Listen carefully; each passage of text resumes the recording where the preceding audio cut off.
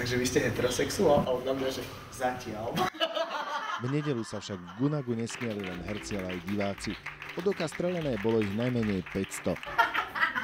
Ja si privyrábam, hej. Domáci totiž oslavovali 25-ku a dali si netradičný darček. Maratón 25 gratis predstavení. Od 10. sme začali hrať a je to veľká sranda. Babi sa na vás pozrie vždy, keď vytiahnete svoju kartu.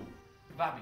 Aby to stihli, hra nestora Gunagu Vila Klimáčka, tichý pôvab bankomatov mala 15 minút. Vy so Slavkou ste išli o 8 minút dlhšie, až ma to utlmilo. Počúvaj ma, Rudy, ja som stratila kartu.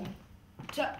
No, ESO, nie? Pre Boha. Však bankomatovú, jakú asi? Ak vám tento dialog niečo pripomenul, tak vedzte, že práve tu vyrastali viacerí z mavstorákov, vrátane režiséra Vosátku, ktorý ich má v Jojke často pod palcom. Je to taká minihra o dnešku o 3 ľuďoch pred bankomatmi.